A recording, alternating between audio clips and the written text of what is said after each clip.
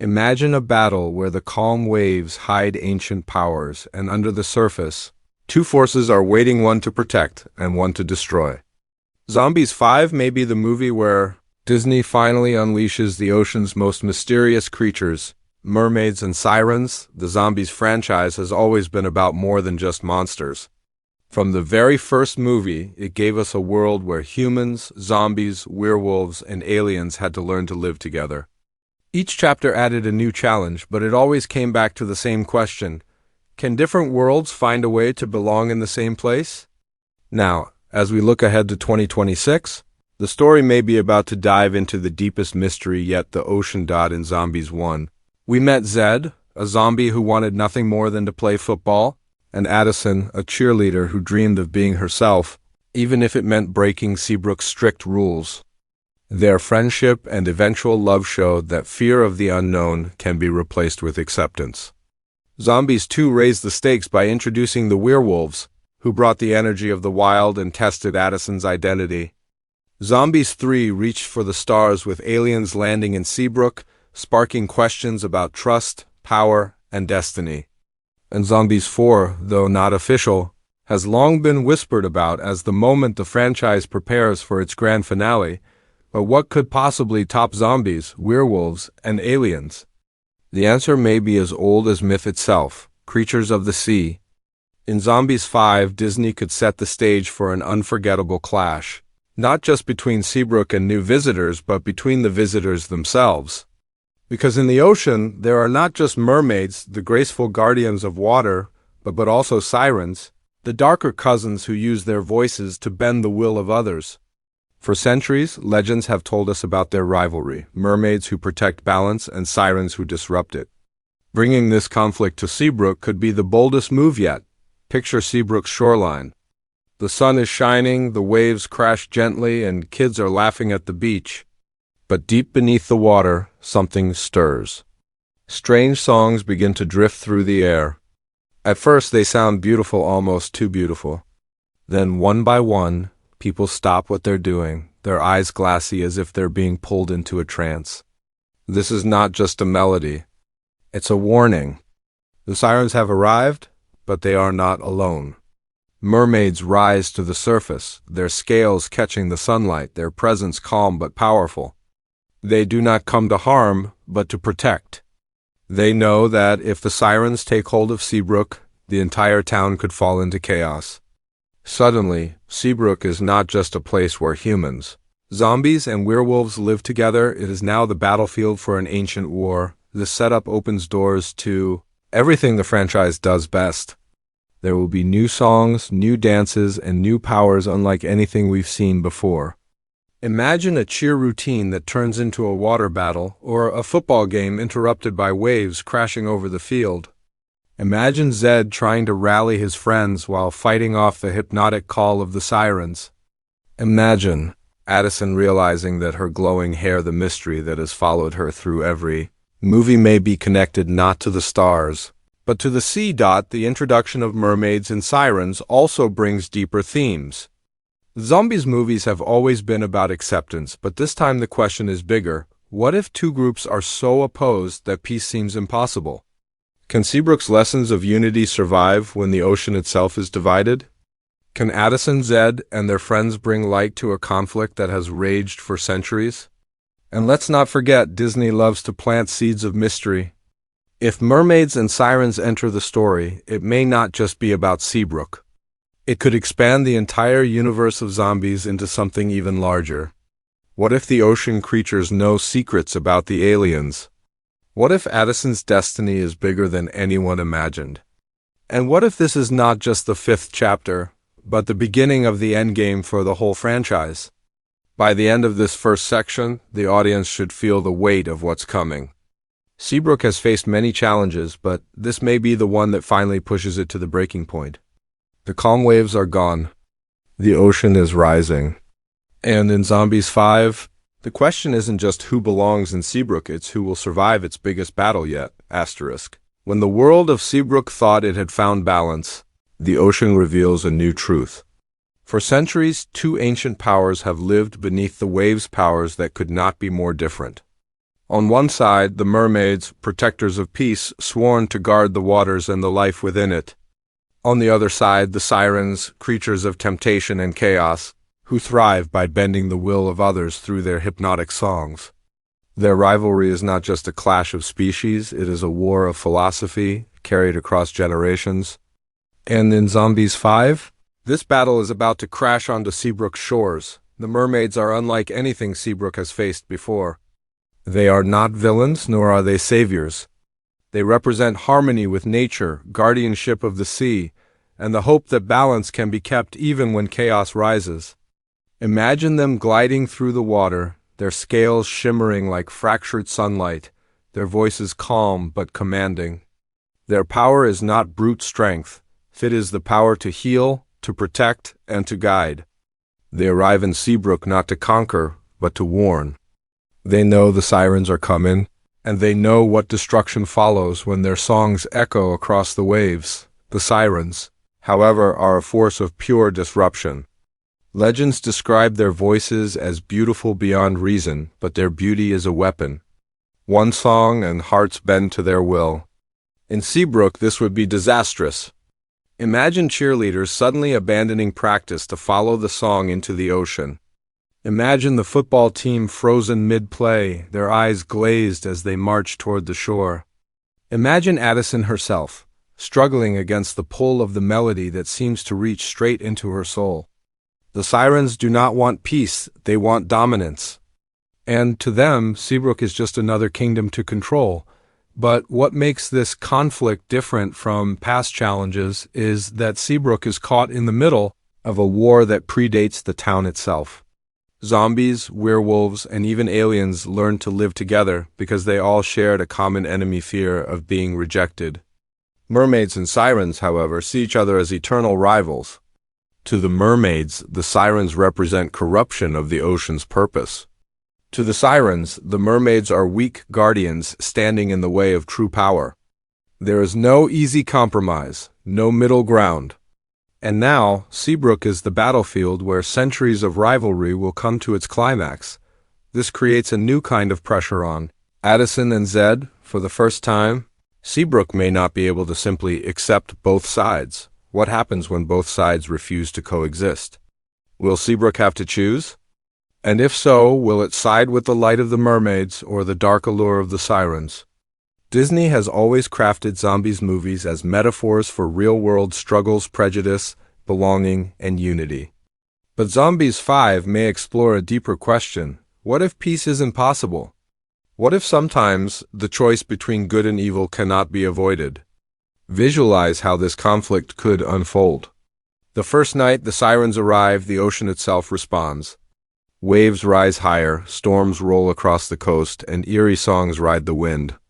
Seabrook High shakes as students feel pulled toward the shore like moths to a flame. Zed, already fighting to keep the zombie community accepted, must rally everyone to resist the call. The mermaids emerge to shield them, creating a glowing barrier of water, shimmering like liquid light. For a brief moment, the audience sees it, the ancient battle of ocean guardians and ocean deceivers playing out in front of Seabrook's terrified citizens, the humans of Seabrook, who once feared zombies, now face a threat they cannot begin to understand. Werewolves feel the pull of the siren's song, their instincts battling against their loyalty to Addison. Even the aliens, powerful as they are, seem vulnerable to the melody. It is a power unlike anything Seabrook has faced, subtle, invisible, yet nearly impossible to resist. The stage is set for a war that does not just test strength, but the very will of every character. And in the middle of it all stands Addison. Her glowing hair, her mysterious origins, always a symbol of hope, becomes the most important clue of all. Could her light be connected to the ocean? Could she be the only one capable of breaking the siren's spell? Or will her identity be the very reason the sirens target her first? This is where the tension in Section 2 builds. The audience understands that this conflict is not just about new creatures arriving in Seabrook. It's about the collision of two ancient worlds, dragging Seabrook into a war it never asked for. And for the first time, unity may not be enough to stop what's coming, *, the calm before the storm never lasts in Seabrook. At first, the town convinces itself that this new ocean threat can be handled the same way as before, with friendship, cheer, and understanding. But soon cracks begin to show. This time, things are different. The mermaids and sirens do not see themselves as outsiders hoping to be accepted. They see each other as enemies, and Seabrook has become the arena. As the sirens begin to weave their influence, the rising action takes hold. Their songs echo in the night, drifting through the streets like whispers of temptation. Zombies stumble out of their homes, their eyes glassy, drawn toward the waves. Werewolves, whose senses are sharper than most, try to resist, but even they feel their instincts twist under the siren's call. The aliens, powerful but empathetic, sense vibrations in the song that disrupt their very technology. And humans, ordinary and fragile, are perhaps the easiest prey of all. Seabrook, the town once proud of its unity, begins to fracture under a force no one can control. This is where the story reveals its themes of choice, loyalty, and destiny. Addison, always at the center of Seabrook's supernatural storms, feels the pull stronger than anyone. Her glowing hair begins to react, shimmering brighter when the sirens sing. The mermaids warn her that she may hold the key to resisting them, but also that she may be the siren's ultimate prize. Is her power linked to the stars as the aliens once believed, or to the depths of the ocean itself? Addison's journey shifts from simply protecting her friends to uncovering the truth about who she really is. Zed, on the other hand, is pushed into a new role of leadership. For years, his dream was to prove that zombies could belong in Seabrook. Now he finds himself carrying the burden of uniting not just zombies, but werewolves, aliens, humans, and even mermaids against a common threat.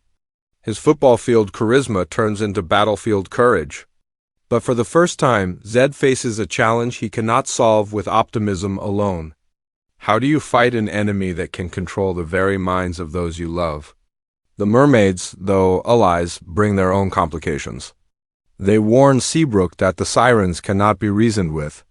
To them, the solution is clear: destroy the sirens before they destroy Seabrook. This hardline stance tests the values of the Seabrook crew, who have always believed in giving everyone a chance. Addison finds herself torn. Should she follow the mermaid's advice and accept that some creatures cannot be saved? Or should she try, once again, to believe in redemption even if it risks everything? The rising action also unfolds in Seabrook itself. Familiar locations become stages for conflict.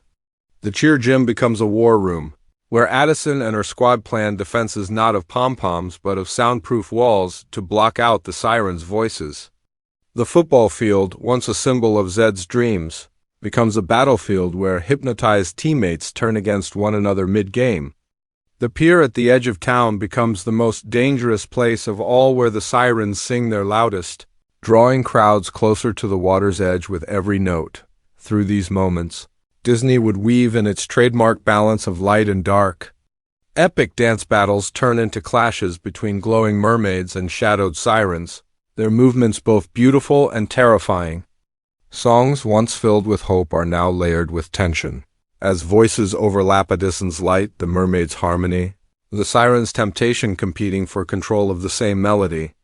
For the first time in the franchise, music itself becomes a weapon, thematically.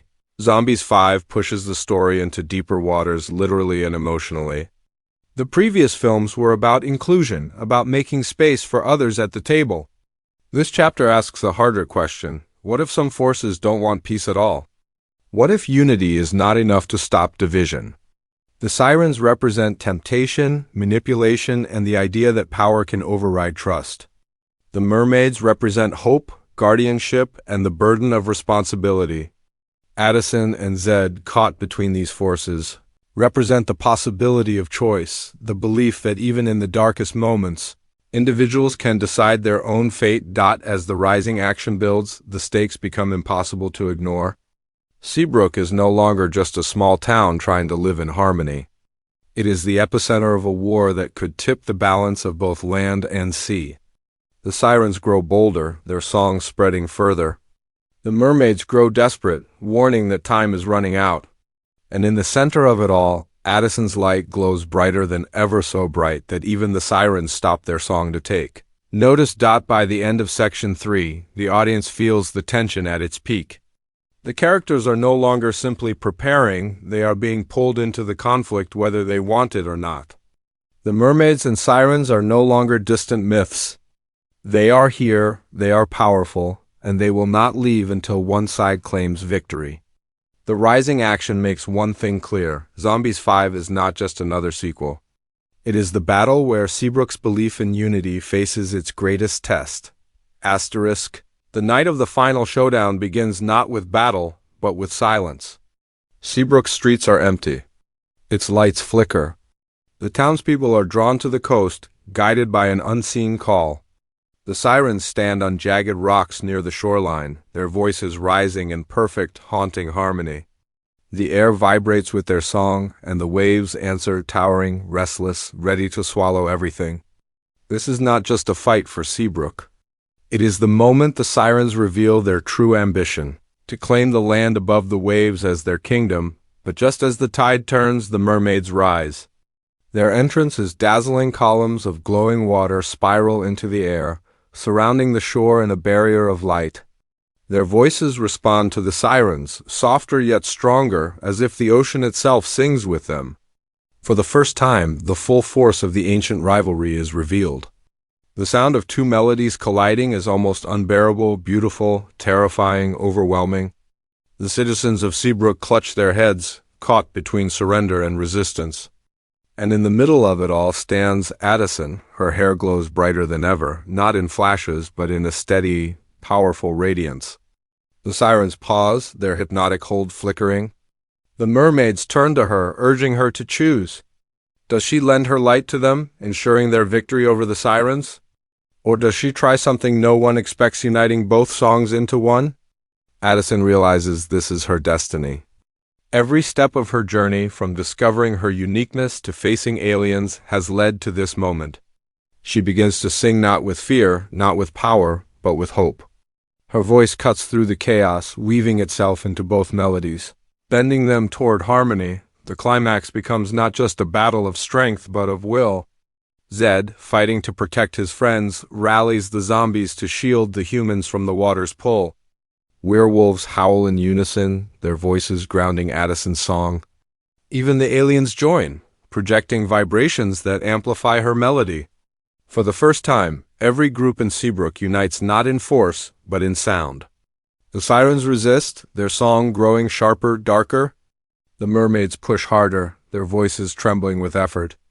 And Addison stands between them, the bridge no one thought possible. The visuals in this climax would be unlike anything the franchise has ever done. Waves suspended in midair, glowing symbols of light rippling across the ocean, sirens' eyes blazing as they unleash their final attempt to take control. Addison glows like a beacon, her song piercing the night. Slowly, the sirens' melody falters. Their hypnotic grip shatters. The citizens awaken, free from the trance. One by one, the sirens fall silent, defeated not by force but by unity, but the resolution is not simple. The mermaids, victorious, remind Seabrook that the sirens will never be gone forever. Darkness always lurks beneath the surface, waiting for a chance to rise again. They warn Addison that her power is not just a gift, it is a responsibility. She is no longer just a cheerleader or even the leader of Seabrook. She is a guardian of balance, standing between worlds. Zed and Addison share a quiet moment on the beach. The waves calm, the stars shine, and for a moment peace feels possible again. Yet both know that this victory is only temporary. Seabrook has survived, but it has been forever changed. The ocean is no longer just the place where kids swim in the summer. It is alive, it is powerful. And it has its eyes on Seabrook. Disney would likely end Zombies 5 with a cliffhanger, keeping the audience hooked. Perhaps as the mermaids return to the water, a shadow moves deeper in the ocean, a hint that something even older, even stronger, has awakened. Perhaps Addison, gazing at her reflection in the waves, notices her eyes flicker with something new, a mystery that ties her not just to the sea but to a greater cosmic story. Or perhaps a siren, thought to be defeated, smiles faintly as she slips back into the depths, promising that the war is far from over. The speculation writes itself. Will Zombies 6 explore an even greater threat, something that ties together the aliens, the ocean, and Addison's destiny? Will Seabrook remain the heart of the supernatural world, or will its heroes be called beyond their home? And most importantly, can Disney truly end this saga, or will the universe of zombies continue to grow into something far larger than anyone imagined? As the credits roll, the message is clear. Seabrook has faced zombies, werewolves, aliens, and now the ocean itself. But in the end, the greatest power has always been unity, not just of different creatures, but of hope, friendship, and the belief that even the darkest song can be transformed into light. Zombies 5 leaves us with a question that will echo long after the screen fades to black. When the next battle comes, will Seabrook be ready?